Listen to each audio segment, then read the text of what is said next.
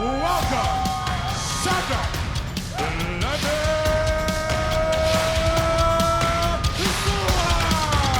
FightWeek Show fans, FightWeek Show people, them.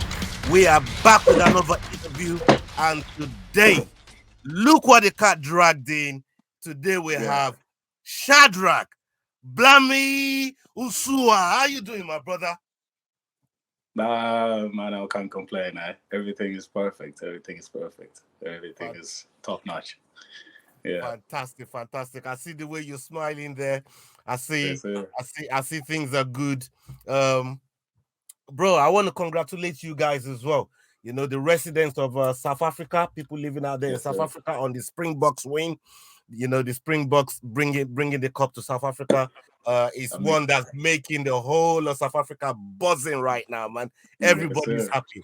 How are you feeling about the whole mood in South Africa because of this Springboks victory? Look, it's really right now I can say it's a good time to be alive, and it's definitely a good time to be part of this country, and definitely a proud moment to be an African kid because we made history. I mean, four times world champion. It's never been done before. We're the first to do it, and proudly saying it now. We're the first to do it, and I mean, look, to win from the quarterfinal to the final with a single point. They had us on the edge of our seat, but it's tough. It's tough, but they showed some resilience. They showed some teamwork. They showed that look, you can put a different type of people together, different colors, different backgrounds, wherever they come from. You can put them all together and give them what we call in SA a gees. So it's pretty much like a good energy, and they've displayed it in the field. 4 years ago they did it, and then this weekend they did it as well. So I'm very proud of it. Yeah, man. Shad, as I've been calling you, I hope you don't mind me referring to you as Shad. You know what I mean? We've been having conversations leading up to this for a while. You know, I like your body of work. I'm a big fan of you. I've said that to you way before this, since we've been having conversations. But for people that don't know you, because I've already gotten acquainted with your work and what you do. But for people that don't know you, our audience, which we're introducing you to right now, our audience over here in the UK, please, give us a little bit about your background, where you come from, how you got into this sport, all of that stuff. Give us a little bit of background, please. All right. So I'm originally from DRC, Democratic Republic of Congo. I was born in Kinshasa, 6 June 93. And my father served in a Marine back when it was named Zaire. And it was very much a difficult moment because as he served, he was very much he was one of the troops that served under the president. So when times became a bit tough, most of the guys that served in that time, they kind of had to find a bit of safety, and me and my family kind of had to leave the DRC in a very young age. Unfortunately, I was about 11 and a half, if not 12. And moved to South Africa in 2006, 2007 there. And ever since then, look, people have been very welcoming here. People are very nice, and it's been a home for me for the past 16, 17 years that I've been here. And MMA was not really one of my first choice, or I would say it was not really a sport for me because I was never a sporty person to even say. Back in high school, I promise you that I was forced into sport, my brother. Oh my God. I was forced into sport. Back in high school, I started playing rugby in 2010, 2011. Right. And it was like a joke where one of the coaching staff was a teacher in the school. So he was like, look, we're having this outing in the beach. We call it a beach walk, where the whole school kind of go to the beach and have some fun there. And then he was like, pull through. Let's play some touch rugby there. You might enjoy it. So I pulled through. I played some touches with them. And then he was like, look, come through Monday. Let's see what we can do. Play some ruggers. Even if it is for me to pay you, I'll pay you for you to play some rugby for school. So I was like, sure, no problem. And I got hooked in rugby ever since. I got privileged enough to play to represent the province, the Eastern Cape province. Unlucky because I was actually going to sign my pro contract, but I had what they called an osteochondroma. So on my femur, I had to get a surgery for it. So it's a type of cancer that basically that develops throughout the years. And if you don't really pick it up early, then wherever it's growing, they're going to kind of amputate that limb or that part. Incredible. So I was fortunate enough that they found it a bit early. They got rid of it, and took me about a year and a half to sit and to ponder up on myself and to think what I need to do again. Wow. And had to learn how to walk, to use my left leg. So it was kind of a year and a half of kind of going into my own head and pondering, what's next?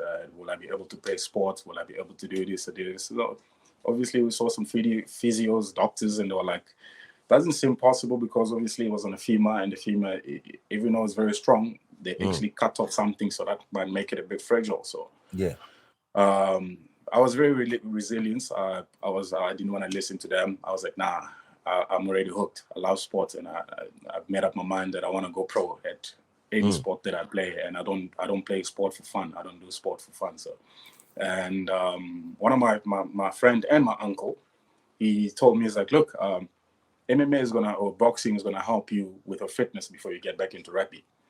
I shoved it off my shoulder. I'm like, nah, I don't want to do combat stuff, man.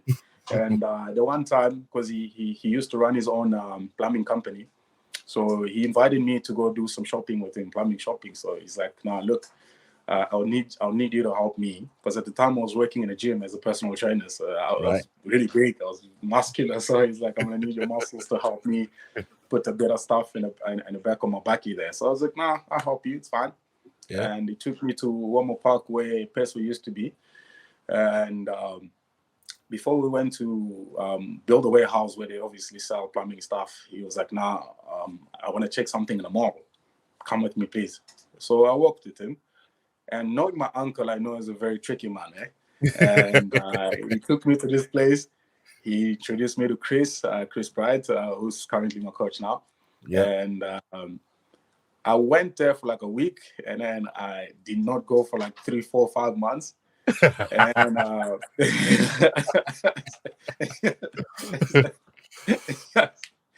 but look, for me, it was more, rugby was important, and rugby was everything to me at the time, and I wanted to get fit. I wanted to get back into rugby. So I was like, you know what, let me take this offer and take this serious.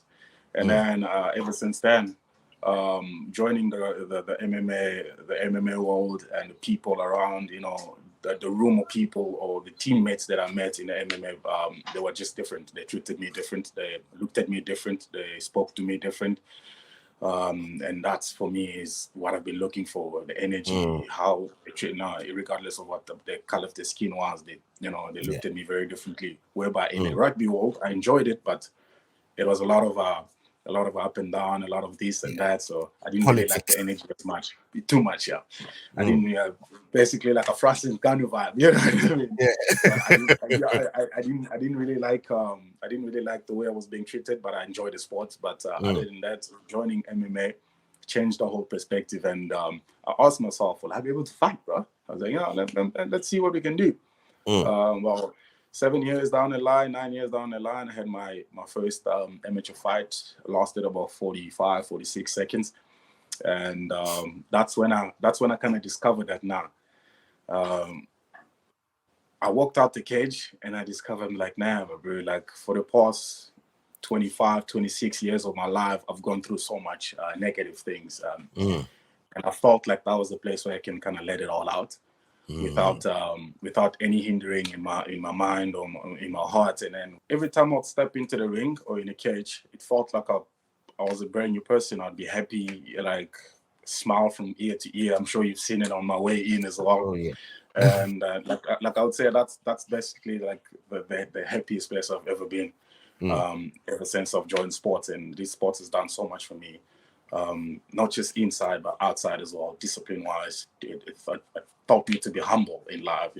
I was very cocky, and I had to kind of be humble because the sport taught me kind of so much that I did not know. I just thought it was a physical, violent sport, but it's more than that. And I learned so much from it that I'm very grateful that I look forward in learning even more in the future as well. So that's pretty much how I got into MMA.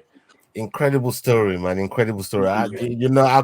Just listening to your story there is so much more that makes sense when people see you fight. And even the build up to your fight, there's so much more that makes a lot of sense, with your background and everything that you went through, even with medical situations that could have, really stopped your career from going forward. And you overcome all of this.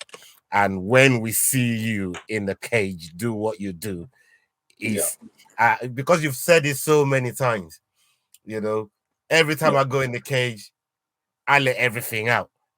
People, I want these guys to feel my pain in there, and that's what you go in there and deliver. But let's just move forward a little bit. I want to congratulate you on your latest victory at EFC 108. I was also watching a few of our guys over here from the UK was watching, and this is by popular demand as well, because people took note of who Shadrack Nsua is, and I did message you in the DMs and said, boy, that was a spectacular performance. What you displayed. But talk to us about Stefan, your preparation for Stefan Pretorius at EFC 108. This one was a decision. It was a decision win, but a lot of the times you've always gone to finish your opponent. Now, can you tell us, was there anything that was extra tough about Stefan that you didn't account for, or was it a case of a game plan where you really wanted to see where you are over a period of 3 rounds? Because I've heard a lot of fighters say, it's nice to finish somebody in the first round, maybe 20 seconds, 30 seconds in, but you don't learn a lot. You learn more about yourself over 3 rounds. Was that the same case for you? Please tell us. So look, honestly speaking, I'm not gonna lie to you, but the game plan was to first of all, we had a different opponent prior to the fights, and the game plan was very different. And when we found out that obviously getting Stefan, and I spoke to coach about it, he said, no, we're not going to change the game plan. We're only going to change the game plan when we see what's happening in the cage. Because we obviously know he's a brown belt in jiu-jitsu. He's been competing in. He's highly rated in SA. He's been competing overseas as a veteran, and he's dangerous on his back and he's dangerous off his back as well. So he can do quite a lot submission-wise. So we wanted to kind of stand with him but keep our distance because we know he can kick as well. And when we obviously started the fight, I pulled his hand and then I touched it with my right, and I felt I hurt him a lot bit more there. And I had to take an account there whereby I wanted to put a lot of pressure on him on the cage, where he should make a bad decision. For me, when he took me down and he got on top of me, he was a heavy guy, like he knows what he's doing on top of you. But for us, it was more of staying calm and just knowing that now we're in a position where if we rush ourselves, we're gonna get ourselves tired, and we're gonna give him an opportunity to finish us or do whatever that he wants on top. So it was the case with me just kind of keeping myself calm.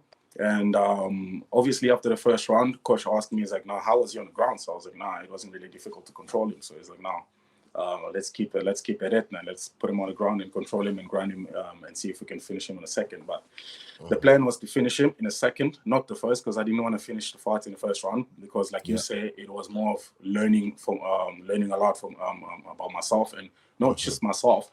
I wanted to show the world, we got more than just the first round. Because a lot of people are asking questions, gas tank, because Joe Becker's got an altitude.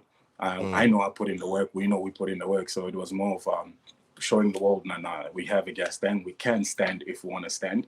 And the game plan kind of changed for the good because we beat him in his own game plan.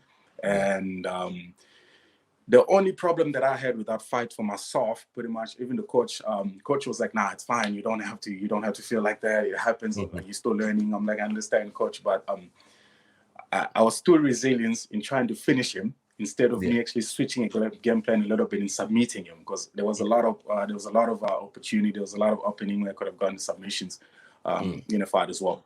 But one thing I can give Stefan is very stubborn. He's a very stubborn man, I tell you. I don't know if you can see my knuckles there. Yeah. And I was wearing MMA gloves, and my knuckles were bruised. My knuckles are still sore. I've been boxing, but I haven't been boxing with my closed fist because my knuckles are still sore. So every day I kind of think about him. I'm like, yo, my bro, like, how is he feeling? Yeah? He's a very stubborn man. One thing I give him is he's very stubborn, and he's very smart. He's very smart. Like, I obviously know that and I understand that he's a veteran. He's been around the block. He's being hit by tougher guys than me, and he's fought overseas. So for me to be in that fight and look how he was defending himself, smart, very, very smart. And I think it was in the second or third round where I kind of had to slow everything down. And I'm like, you know what? Let's start picking our shots now.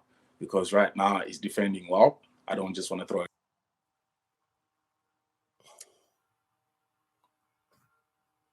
He'll be back shortly.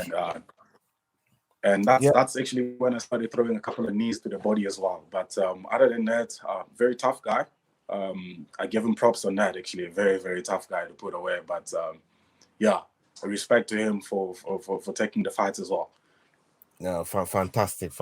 I mean, I love all the responses you gave, and even showing us your knuckle there.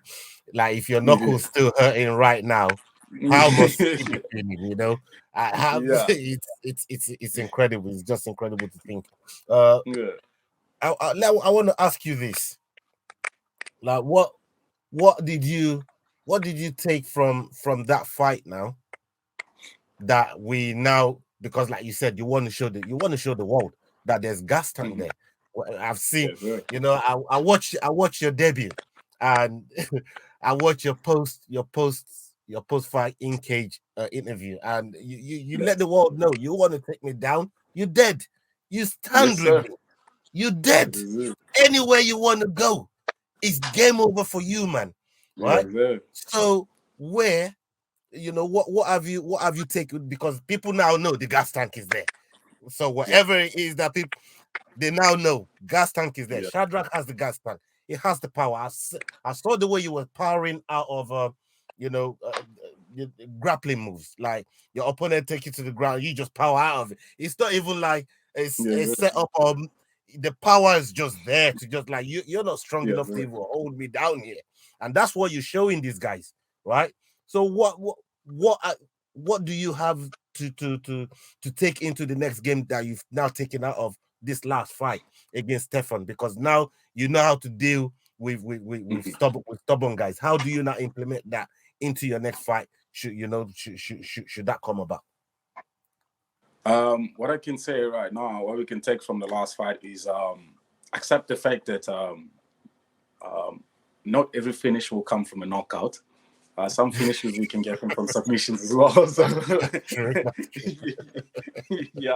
So what I took, the mentally thing that I took from this fight is how to adjust my game plan within the fight.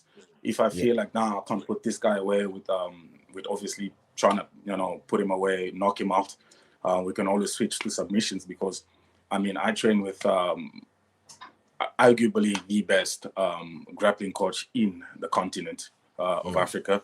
So why not show the world as well? Like, no, we do have jiu-jitsu, and for me to go 30-25 in the last round as a blue belt, to dominate the fight on the ground against the brown belt, that just shows the world that, we do have a very good game plan, and we do have a very good print, that we got a good coach behind us. So the major thing that I took out of that fight was how we can adjust our game plan mid-fight. If we know we can't finish the game plan, we can't finish the fight the way we want it, we can always switch to a submission and submit them and put them to sleep if we're going to submit them like that. And we've been working on a couple of things in submission-wise in my advantage because of our long arms, long legs. So we picked about 5 to 6 submissions that I've been working on for pretty much for the last 4 or 5 years, and for now I'm very comfortable in knowing that if I take somebody's back, it's game over. If I can put a dust, we're good. If we can put a Van Fluke on, we're good. So it's just a matter of showing that we do have a submission game as well, and we will use the submission game in the next fight if we need to use it. The division is in trouble. I'm telling you, the division is in trouble. Yeah. Okay.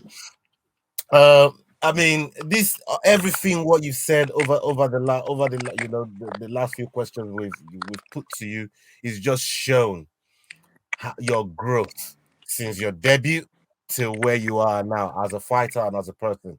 And I just want to salute you on that one. Big props to yourself. I'm really acquainted with one of your teammates, really good friend of the show, Kevin Snakes. I see you guys train together. You've also trained with with some of the other guys at the House of Tinkerbell in Gift Walker, who's now currently the flyweight champion. Salute to Gift, another one of our good friends on the show. But what I want to ask you is, how does training with these high level guys, because we know how good Kevin is, we know how good Gift is, even people like Triple H, the heavyweight champion, your countryman is another one, that's doing great things out there. What is it like rubbing shoulders, being in the gym with some of these guys and taking one or two of what you learn from them to implement into your game? What does that do for you as an all-round fighter to help with your fight IQ and all this other stuff that comes in and layers as a fighter? Look, it's a privilege. It's a privilege to be training with these guys, the likes of like you say, Kevin holds the record in his division for the fastest knockout, and do not doubt that man. His stand-up is dangerous. He's got the meanest body shots that I've ever fought in my life. So I'm telling you, that man. Big shout out to Kevin there. It's always good to be exposed to guys like that, because you're picking things from them. As much as you're picking from them, they're also picking from you. And in a House of Tinkerbell, I had the privilege to wrestle with JP. I had the privilege to strike with JP kickboxing, and let me tell you, I learned so much from that man. I learned so much from Gift. I learned so much from Nathaniel Komane as well. Those guys have taught me so much just being there. I learned so much from these guys. They've helped me in a way of pretty much setting up, because JP has got pretty much the same, if not a bit taller than me, in reach-wise, length. So learning from them, striking-wise, especially striking, because JP, he's been to Tiger Muay Thai a few times. He's got like, that's why I was very confident going in Stefan's fight, because I knew I've been sparring with JP, and it was really nice sparring with him. It gives you confidence knowing that you're sparring with such a man who's an interim middleweight, and respect to him. I'm literally just waiting for him to get his middleweight title. And he told me, we spoke about it as well, because obviously I can't fight JP. He's basically part of my gym, and vice versa as well. My eyes right now is with Luke Michael, because I want a piece of that. I really like a piece of that. And respect to Luke as a champion, but we're here, we're knocking on the door, and we want to step. So this is why you're all here. You're all prize fighters, right? Basically, the plan is at the moment, because that fight is because obviously JP should be fighting Luke Michael for the middleweight strap, but it seems like it's going to take a bit of time. So I spoke to coach, and I spoke to my management staff as well. Obviously, at the moment we're looking at the light heavy, so we can give the middleweight a bit of room to sort out that, just so JP can sort that out. And when JP is sorted out, so then I can come back and sort out the middleweights and myself as well. But at the moment, I'm looking at Jason Lombrit. Much respect to the man, and I feel like I would really love to send him away on a good farewell, because I feel like it's his time to take a seat and watch us now do our thing now. So And like I told Graham, I'm like, if the man is obviously ready for December, why not? I would like to get back there in December and fight for the title for the light heavyweight. If they can't get one, then they should just give me a fight. And then next year, first card next year, I would like to fight Jesse Lumpred if they can make that happen. But for me, like I said earlier, being exposed to guys like JP, Gift, Nate, Kevin, Shorty, Thunder Biko, Cindy Lemaningela, it's a privilege because each and every day I know that I'm going up against guys that are very tough, guys that are very hard to break mentally. And for you to stand in front of them every day, take a good punishment. So it's definitely a privilege. 100%. I'm not going to take too much of your time, but before we go, I do want to put a special mention for yourself, and there's one guy you mentioned him earlier on, but I want you to tell everybody what this guy is meant to you. You always talk about him, and this is Chris Bright, your coach. Please tell us, the influence, the impact. How much you say in your post, how much you love Chris Bright. Tell us what he's done for you, with the impact. And show the platform is yours. Please tell everyone.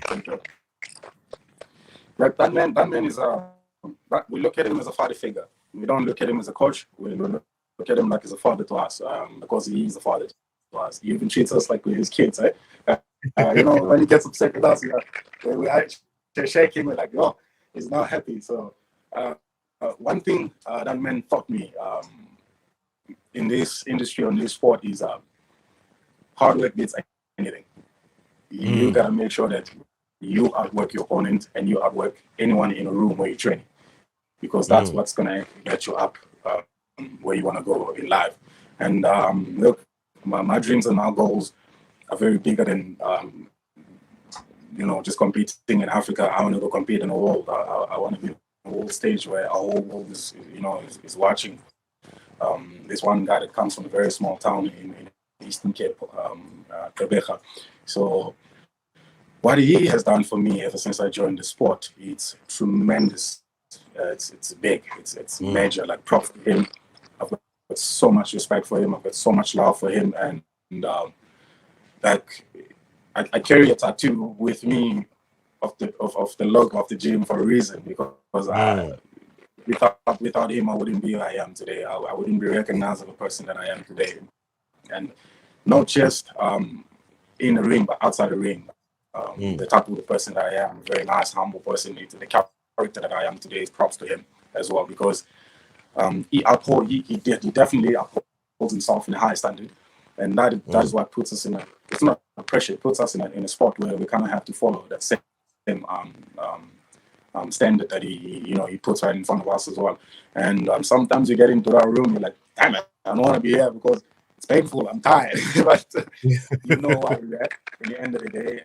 And for some reason, he's turned it around in a way that every day I wake up an hour and a half before my alarm, looking forward to getting the gym.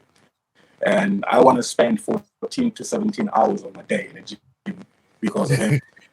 And outside of the coach, the most humble, lovely person that I've ever met in my life.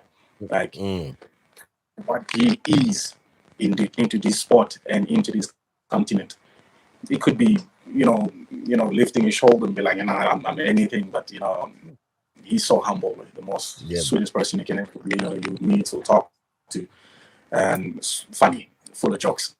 But like I say, father figure, we look at him as a father figure beyond the coach that he is, and we give him so much respect and love that he deserves. And we know one of these days he's going to be like, I'm done.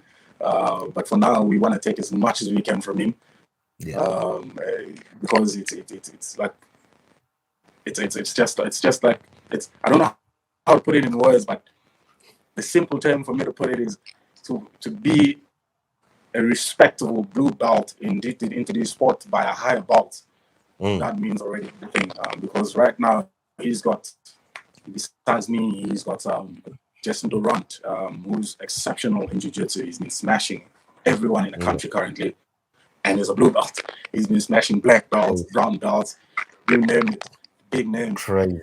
He's currently a champion in one of the biggest grappling competition in the continent at the moment. So Chris is doing way more than just MMA. He's all around. He's into the MMA world. He's into the jiu-jitsu world. And obviously, me and him have been talking about a bit of boxing matches for next year as well. Why not get a bit of boxing match next year? Trying to see if we can get a bit more of experience boxing-wise under boxing. So he's always eager to learn. He's always eager to put something new in front of you. He wants you to prevail. Like, the one thing I appreciate about him is he doesn't want this for himself. He wants this for me.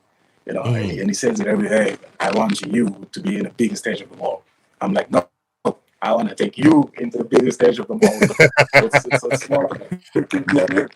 So, like, he wants the best for me, and he wants the best for the rest of us in the room. That's why we appreciate mostly about him. And it's not into it's not into the sport for the money. He's not into it for the money. He's into it for the love of it. And like, he wants to leave a legacy. And I, like, each and every one of us in our room, I'm making sure that legacy will live on for the rest of our lives, and we're going to leave it to the generation that comes behind us, after him, and after us, and after whoever comes right after that as well. So fantastic. Yeah, we want to create a brand that will be respected. We look at it in a world and be like, when you look at the place where you're like, this is obviously one of the gyms that I kind of don't want to make an example of, but you want to look at place and look at it like CIT, where you got your Drickus Duplessis, you got your Cameron Simon, all in the world. We're going to be recognized in that way and put him on the map as well. That is my goal, to put this on the map, because he's done so much for me, and I want to give back to him and the community as much as I can see. Yeah. And that's fantastic, because of you guys, and because of what you guys do, you know, in Kevin, people like yourself, we now know who Chris Bright is. It's because of you guys and how much love that you guys show to him. So salute to Chris Bright. It's one of the reasons why I wanted to give a particular segment to him from yourself, and so you can really put that appreciation down on your coach and a father figure, as you said. So much respect goes to Chris Bright here. The last point that I wanted to make before we go, in some of your fights, we've just seen Francis Ngannou step in there with Tyson Fury, and in some of your fights, you've been described as a middleweight version of Francis Ngannou by one of the greatest to ever do it in commentary, Simon Stevens. We love Simon Stevens over here. But how do you feel about that comparison? And I don't think they're far. I don't think they're wrong in terms of your reach, you know, your build. I mean, you're a scary brother. You know, I don't know whether you look in the mirror yourself and see how scary you are, brother. You're a scary brother, man. How do you? What do you think of that comparison? That comparison you got, likening yourself to somebody like Francis Ngannou, of the middleweight version of Francis Ngannou. Please tell us. Yeah. Look, for me, I didn't hear it, and then when I heard it afterward, I was like, "Oh, sick! So sick! I like that. I actually like that. I that was one of the things that put a smile on my face when I heard it, and then to say that into my first fight as a pro, that meant so much. And I mean, look what Francis Ngannou is doing at the moment. In my opinion, he beat Tyson Fury. Fact. Yep. And in my opinion, yeah, and for them to kind of resemble me, or to compare me, not compare, but to resemble me with such a man, it's definitely an honor. Because I kind of look at him. My girlfriend asked me yesterday if I can take him on. I straight said no. No way. I want to get in a ring with Francis Ngannou. No way. The man has got everything, and the man has shown that he can wrestle, he can box, he can out grapple anyone. So, for me to be put in a comparison with Francis Ngannou, it's definitely such a nice thing. I love good pressure. I love the spotlight. I enjoy it. It's something that it's something that's part of the sport, and you can't be shy away from it. And to obviously hear such a people talk about you, appreciate your work, and just talk about how good you actually are in there. Coming back home, it's always good. It's always good because you put in so much work. It's been 8 to 9 weeks of camp, and then going to showcase the world, what we're doing and what we can do. And for them to kind of look at us into that level, because France is another level, man. That's a different level. For them to look at us into that level, and like I said, into my first fight in the UFC, as the guy who's up and coming, just learning the trade and just learning every day and every fight. It's definitely something that I did appreciate, and definitely something that I'll always take with me for the rest of my life. That one comment meant so much. When I came back, my friends were talking about that all over. They were like, like the Francis Ngannou, the middleweight Francis Ngannou. I was like, yeah, let's go. So yeah, it's definitely good to get positive feedback from them, and obviously getting positive comments as well from guys like Simon, like you said, very good commentator, very lovely guy, amazing person. I had a privilege to obviously meet him the first time when he came down here to do a countdown for Sindile, and then I met him again when he did with Shorty. So every time I speak with him, he's always nice with me. He's always nice with us, and it's like I said, it's a privilege to get such a comment from such a guy as well. And it's like it puts a smile on my face, like you can see yourself to recognize the middleweight Francis Ngannou. Why not? Yeah. Yeah, I think they made that comparison. I think that comparison is very accurate. Like I said earlier on, I don't know if you look at yourself in the mirror sometimes, you're scary like Francis. Seriously,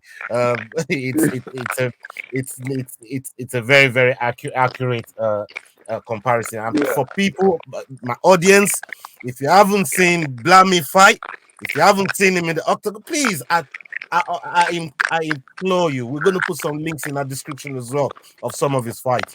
Please just click on it and go and watch this brother. And he is a scary, scary brother. It's not no joke thing. So, and we look forward to your upcoming fight. We want to see you implement some of these things that you said you've been learning. We're definitely going to be rooting for you. We're going to be giving you, our platform a lot more. Hopefully this is not the last that we're going to see you on our platform, and we want to support what you're doing, and and see your career go leaps and bounds, and that's what it's about. That's what it's about, because rising tide lifts all boats, and if we don't support ourselves, each other in this community, we're never going to go anywhere. And to me, it's all about supporting people in this community, man, and that's why we're here, putting the spotlight on you fighters that really go out there and entertain the fans, fans like myself, and people that love the sport. And you guys doing the purest form, man, and I just want to thank you for that, my brother.